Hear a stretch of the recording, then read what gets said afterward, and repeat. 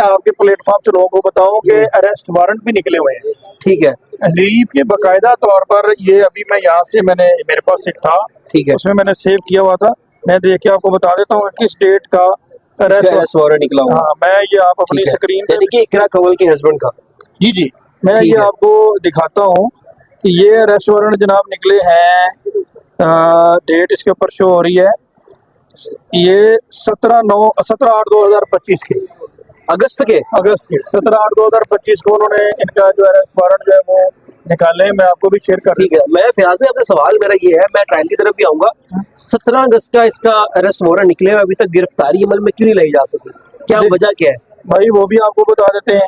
ये अगर आप चलान है, देखिए हमने तो इन सारी चीजों का ना नाते कोई पोस्टमार्टम किया हुआ है। ठीक है, ये आप देखेंगे चलान का पेज नंबर 3 देखेंगे ना, हाँ तो जी, इसमें बड़ा क्लियरिटी के साथ लिखा हुआ है कि हमने अरीब, वकास और सिकंदर और आसम इनकी गिरफ्तारी के लिए मुख्तलिफ जगहों पर छापे मारे, अच्छा, जो कि रूपोश हो गए। और रूपोश होने के बाद हम इनके खिलाफ 87 की कार्रवाई कर रहे हैं। 87 इस सिंपल वर्ड्स में हमारे जो ऑडियंस है वो उनको बताएगा कि 87 है क्या, सिंपल लफ्जों में। 87 बेसिकली किसी भी मुलजम को एब्सकॉन्डर डिक्लेयर कर दिया जाता है, ठीक है, इश्तिहारी करार दे दिया जाता है। ठीक है, उन्होंने कहा जी हमने अपने तौर पर एफर्ट्स किए हैं, हमें नहीं मिला। अब यहाँ पे बहुत सारे लोग आपसे ये सवाल करेंगे कि वो तो वीलॉग में नजर आ रहे हैं। हाँ ऑब्वियसली। अब होता क्या है कि एजेंसी अपनी एफर्ट को बचाने के लिए, अपनी एनर्जी को सेव करने के लिए उन्होंने एक ऑटो पायलट सिस्टम लगा दिया। एक बंदे को इश्तिहारी किया, वो कहीं पे ट्रैवल करेगा, कहीं पे भी अपना आईडी कार्ड मारेगा, किसी भी जगह पे शो करेगा, ऑटोमेटिकली वहां से अरेस्ट हो जाएगा। इनको एफर्ट्स नहीं करनी पड़ेगी, ठीक है, उनके अकाउंट फ्रीज कर देंगे।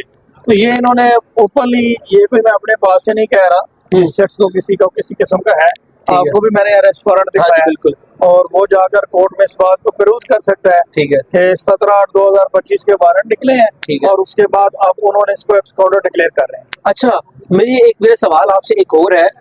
अभी तक अगर हम देखें 2-2.5 महीने से सिर्फ डक्की की मिसेज, मैनेजर, इसके अलावा बाकी जो लोग हैं, बात करें रजब भट्ट की, उनका एक दोस्त था गंजा, और मैं उसका नाम भूल गया हूँ, अनस तो एक और भी है, एक उनके डक्की के ब्लॉग में भी आते हैं, वो आई थिंक शाह है, मुझे उनका नाम मेरे ज़हन में नहीं था। हैदर शाह के साथ एक और लड़का होता है, वो शेजी जो भी उनका नाम है, उनका भी मेरे ख्याल से सुनने में आ रहा था कि उनका भी नाम जो है वो आया है, लेकिन किसी और की गिरफ्तारी अमल में क्यों नहीं लाई जा रही? सिर्फ डकी के जो इर्द गिर्द लोग हैं उन्हीं को सिर्फ निशान इबरत बनाने की वजह से सारे मामला जो है वो चल रहे हैं। अभी तक जो रिकॉर्ड के ऊपर चीजें, उसमें तो मैं यही बात करूंगा। ये बिल्कुल आपका वैलिड क्वेश्चन है। इसके अलावा एक और आपको बड़ी मैं पॉइंट की चीज हाईलाइट यहाँ पे करूंगा कि नेशनल साइबर क्राइम एक फेडरल इदारा है, और ये कार्रवाइयाँ सिर्फ पंजाब की हद तक हो रही हैं। सिर्फ पंजाब की हद तक? कोई सिंध से कोई यूट्यूबर पकड़ा गया नहीं, केपीके से पकड़ा गया कोई मुझे बताएं ना, बलोचिस्तान से पकड़ा गया, सिर्फ पंजाब की हद तक। ठीक है, सिंध में कोई डेफामेशन का नया लॉ नहीं आया, सिर्फ पंजाब में पंजाब डेफामेशन एक्ट 2024 आ गया। अच्छा, यहाँ पे कुछ खास एक गिरफ्त की जा रही है सोशल मीडिया इन्फ्लुएंसर को, खास तौर पे इस प्रोविंस में। तो ये नेशनल इदारा है, मैं तो ये कहूँगा कि आर्टिकल 4 ऑफ द कॉन्स्टिट्यूशन ये कहता है इक्वल ट्रीटमेंट ऑफ लॉ। ठीक है, ये इक्वली अगर करना है सबको इक्वली ट्रीट करें, बिल्कुल पर्सनल बुनियादों पे जाके ना करें। आपने रजब भट्ट और वो शेजी का नाम लिया, उनको छोड़े, थोड़ा आगे निकलते हैं। ठीक है, जन्नत मिर्जा किधर है? ठीक है, मतीरा किधर है? ठीक है, उनका नाम आया था जन्नत मिर्जा का। अगले दिन जो है उनकी एनसीसीआई की जो है उनकी छुट्टी होगी, अगले दिन सरफराज चौधरी साहब का पता नहीं चला गया किधर है। अच्छा, मेरा सवाल सरफराज चौधरी के हवाले से भी है, वो मैं वीडियो के बाद करूंगा आपसे। खैर, ये अब ट्रायल के ऊपर आते हैं, तो ट्रायल के ऊपर बताएगा कि और कौन कौन सी चीजें मंजर यहाँ पर आई हैं। देखिए ट्रायल में अभी तक उन्होंने 9 विटनेस पेश किए हैं। सर 9 विटनेस जो इसमें बनाए गए हैं, वो क्या प्राइवेट लोग हैं या सरकारी एहलकार हैं? सारे के सारे सरकारी एहलकार हैं। ठीक है, मैं अगर उनके नाम भी आपको बता, जरूर सर, उनके नाम भी मैं आपको पढ़ के बता देता हूँ, मगर तो असल में फाइल में ये सारी चीजें कैरी करना मुश्किल होती हैं। ठीक है, इसलिए मैंने जरा ये मोबाइल में नहीं, ये पहले नंबर पे है जनाब यासर रमजान साहब, सब इंस्पेक्टर हैं। ठीक है, ताहिर महमूद साहब हैं, ये कांस्टेबल हैं। ठीक है,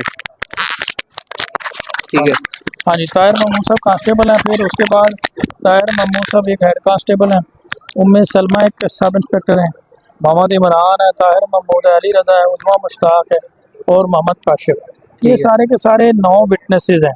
अब अगर चलान को आप देख लें तो इसमें 3 लोगों के अगेंस्ट है, अरूब, जतोई, सुबहान और सादुर रहमान के अगेंस्ट। तो ये सारे के सारे, और अगर इसको आप पढ़ें तो इन तीनों को उन्होंने अपने नज़र में इनके ऊपर कुछ ना कुछ रिकवरी डाल के भेजा। डकी के हवाले से लैपटॉप और 2 मोबाइल फ़ोन है। एक मोबाइल फ़ोन अल्ट्रा 24 है ठीक है। सैमसंग का, ठीक है। और एक आईफोन 16 प्रो मैक्स है। ठीक है। तो ये फ़ोन उससे रिकवर हुए हैं। और इसके अलावा एक और बड़ी अहम इंफॉर्मेशन जो चलान में सामने आई, उन्होंने कहा इनका इंस्टाग्राम और यूट्यूब जो है उसको भी उन्होंने कह लें कि फ्रीज कर दिया। यूट्यूब को भी सर 9 मिलियन सब्सक्राइबर्स हैं उसके। बहुत सारे लोग ये सवाल करते थे कि डकी बाहर आएगा तो वीलॉग करेगा। वो वीलॉग नहीं कर पाएगा बाहर आके भी, क्योंकि उन्होंने जो है वो मेरे पास इसका रिकवरी मेमो पड़ा हुआ है। वो जो है वो दोनों चैनल जो है ना, यूट्यूब और इंस्टाग्राम, वो अपनी तहवील में उन्होंने ले लिए हैं। वो जब तक इस केस का ट्रायल या अदालत उस हवाले से वो मुनासिब होगा। सर जाहिर सी बात है, जब एक शख्स ट्रायल चल रहा है उसका,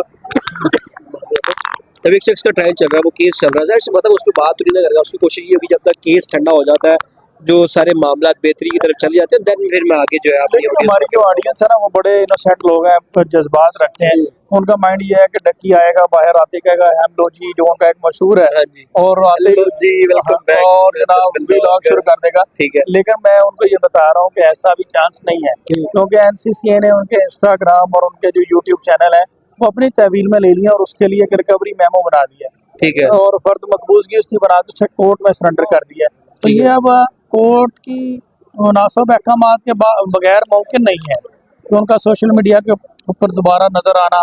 और ये सारा मामला जो है फिल वक्त तो इसको अपनी तरफ से प्रोसिक्यूशन ने एक स्ट्रॉन्ग केस बनाकर पेश करने की कोशिश की अच्छा, है। मुझे एक और चीज़ बताइएगा, क्या ट्रायल के अंदर कोई ऐसा बयान जो है वो नोट किया हो एनसीसीआई ने, जिसमें ये कहा गया हो कि ये डकी भाई का बयान हल्फी था या बयान दिया था, जिसमें उन्होंने कहा कि जी हाँ मैंने ये काम किया है, मैं गुनहगार हूँ, इस तरह की कोई चीज़?